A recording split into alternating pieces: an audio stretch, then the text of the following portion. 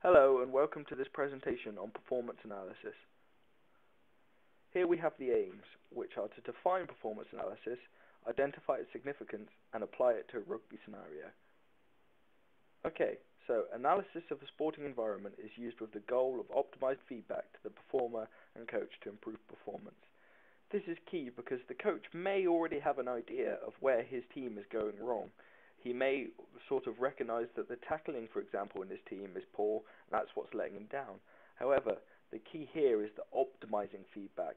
It will allow him to analyze in depth why this is so and how he can prevent it from happening, and so he can apply this into his training schedule to improve his team to be more successful in the future. Okay, so analyzing tackling in rugby. Tackling is one of the key skills in rugby, and despite it often being seen as just a completely defensive tool, it is often a way for the offense to create opportunities for greater possession or scoring.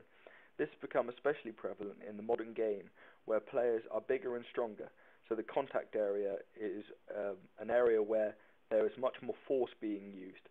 For example, a forward now can, instead of just trying to stop a winger and bring him down to stop the advance of an attack, using his body weight and strength, he can hit the winger a certain way, knocking him into touch to gain advantage for his team, or tackling him in such a forceful way that the ball is dislodged and it can become his. So now, in tackling in rugby, there is a far higher focus on the actual contact being made rather than the resulting ruck area. For this presentation, a 20-minute piece of footage has been chosen of a test match between New Zealand and Argentina, both of which are world-class teams.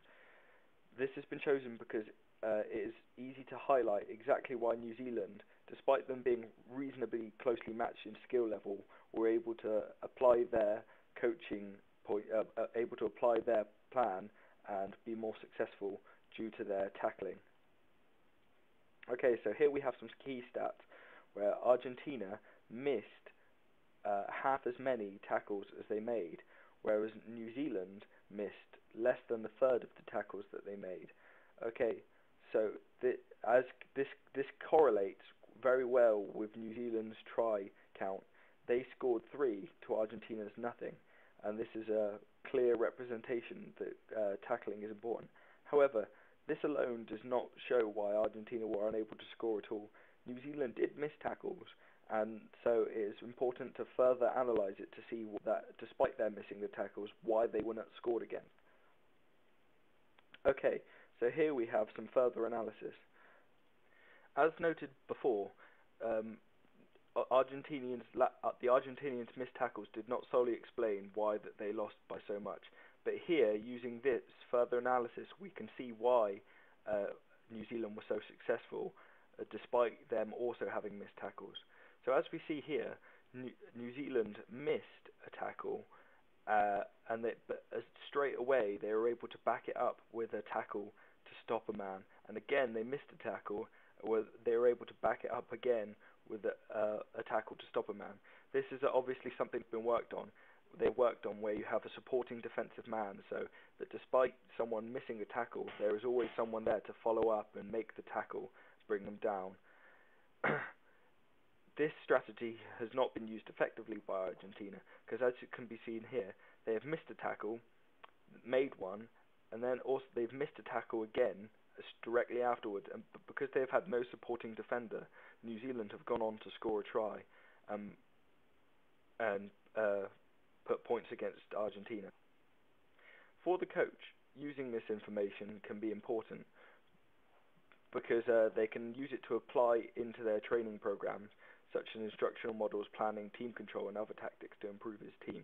For Argentina, for example, this highlighted a key deficiency defensively, as although they made tackles, their defensive structure caused them to be overstretched and forced to miss tackles on New Zealand.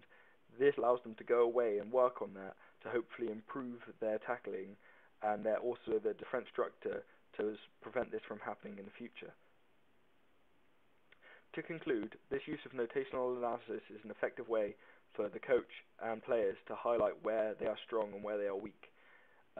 For example, it highlighted Argentina's tackling weakness, but also demonstrated New Zealand's ability to create gaps as well. I hope you enjoyed my presentation.